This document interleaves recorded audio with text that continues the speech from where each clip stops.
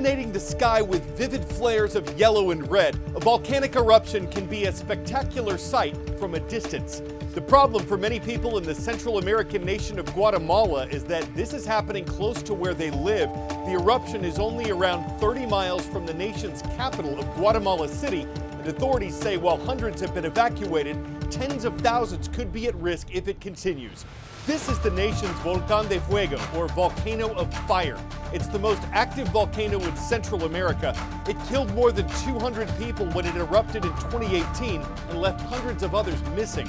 So authorities have moved quickly to close schools and a nearby road and to set up a shelter for the evacuees. Authorities don't know how long the eruption will last or how much more volcanic material will be released, but the nation is a hotbed of this kind of activity.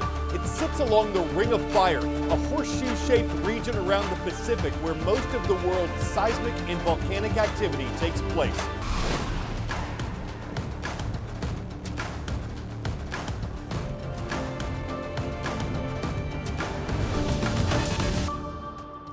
Hi, I'm Azuz. Welcome to the world from A to Z. So far, this has been a week of significant losses for the U.S. stock market. The Dow Jones Industrial Average dropped 478 points on Tuesday after dropping 890 on Monday. What does that mean? The Dow is an index of stocks from 30 major companies, including Apple and Amazon, Disney and Visa and Walmart. When it drops, it indicates the value of some of these stocks has decreased. And that can happen when the investors in these stocks are nervous, often about uncertainty in the U.S. economy. They're worried they won't see gains on the money they put in. Why might they be worried now? President Donald Trump has threatened tariffs or additional taxes on imports from Canada, China, and Mexico. He wants to pressure these countries to trade more fairly with the U.S. and to encourage American businesses to manufacture more of their products in the States. But critics say the tariffs could cause prices to go up on various things we buy, and investors are concerned that could hurt the businesses they have stock in. These are some big reasons why stocks have dropped this week. Another headline related to the Trump administration today centers on Ukraine. Relations between that country and the U.S. have been strained, punctuated by an argumentative meeting of their leaders at the White House 2 weeks ago. However, international discussions continue on how to end the war between Ukraine and Russia, which fully invaded its neighbor in 2022. And at a meeting on Tuesday in Saudi Arabia, American and Ukrainian leaders reached an agreement. Today we made an offer that the Ukrainians have accepted, which is to enter into a ceasefire and into immediate negotiations to end this conflict. Hopefully we'll take this offer now to the Russians. And we hope that they'll say yes to peace. The ball's now in their court. The U.S. also said it would resume sharing intelligence and sending military aid to Ukraine. World knowledge. In which of the Great Lakes did the SS Edmund Fitzgerald sink? Lake Superior, Lake Michigan, Lake Huron, Lake Erie. The Great Lakes' most infamous shipwreck occurred in 1975 at Lake Superior, but it's only one of hundreds in the lake. The wreckage of the Western Reserve has been discovered resting in the waters of Lake Superior 132 years after sinking during a storm. In its heyday, the Western Reserve was billed as one of the first all-steel ships built for speed and safety. But on August 30th, 1892, the vessel got caught in a gale, broke up, and went down roughly 60 miles off Whitefish Point, Michigan. Only one person on board survived. Researchers scoured Lake Superior for more than 2 years before finding the debris. The Great Lakes Shipwreck Historical Society using an underwater remote vehicle to document what remains of the 300-foot steel steamer, saying a wider sonar scan shows the ship is broken in two, with the bow sitting on the stern 600 feet below the surface.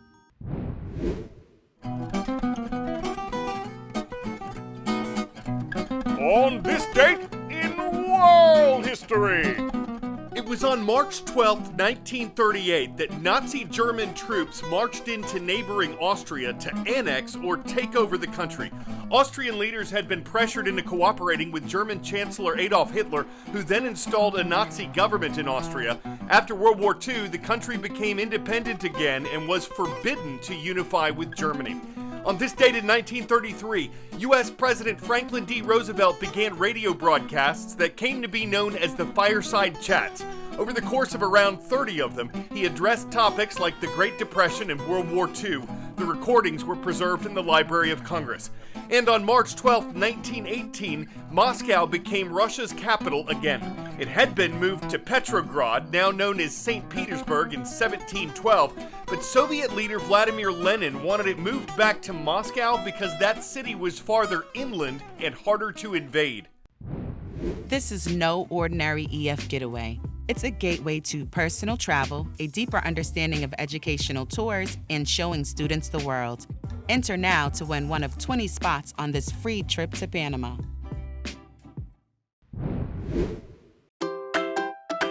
What day is it? Today, March 12th, is National Plant a Flower Day, a time to add more color to the environment and maybe help pollinators in the process.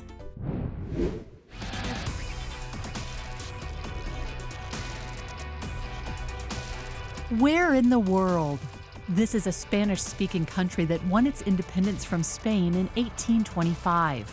It's one of only 2 landlocked nations in South America. It shares a border with Paraguay and its capital is La Paz. This is Bolivia, a nation of more than 12 million people. A research team in Bolivia is testing out a new electricity source, seaweed, or to be precise, macroalgae, algae with multiple cells.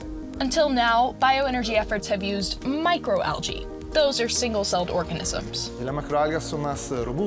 Macroalgae are more hardy, easier to work with, and easier to harvest. Algae are found abundantly in water and are responsible for roughly 70% of the world's oxygen production. And now they're one of the newer frontiers for energy, a field predicted to grow in leaps and bounds in the next decade. The University of Santiago is looking to get in on the energy source with its seaweed project. Beakers, buckets, and bins full of the slimy stuff dot its laboratories. But how do you get this to power anything? Well, you have to harness the energy found in nature. Let's break it down. Algae are photosynthetic plants, meaning they use energy from light to convert water, carbon dioxide, and other minerals, which creates energy-rich compounds and releases electrons and oxygen into the water. Electricity is generated when electrons shift between one atom and another. So the team figured out how to capture the electricity that the algae's shifting electrons produce. We place algae on electrodes. It uses light to oxidize water, and in the process, they release electrons. We collect these electrons in an electric circuit. Put simply, seaweed is put to work converting light into electrical energy. The panels store energy like a rechargeable battery does, and right now, their energy output is about equal to household rechargeable batteries. It works for those specific cases where there are no other solutions. The project is about improving the efficiency in electricity production. The work is still in the early stages, and the team plans to keep experimenting to produce greater output. In today's World of Viewers, we're going Dutch, as in the mascot of Holland High School, where Mr. Vartanian's class is with us from Holland, Michigan. We're traveling west to Nebraska, where Mr. Berkey's class is online and awesome in the Cornhusker State. Weeping Water Public School is in the city of Weeping Water. And back east, in the Empire State of New York, hello to Miss Fitzsimmons' class. Maple Hill Junior Senior High School is in the city of Hudson.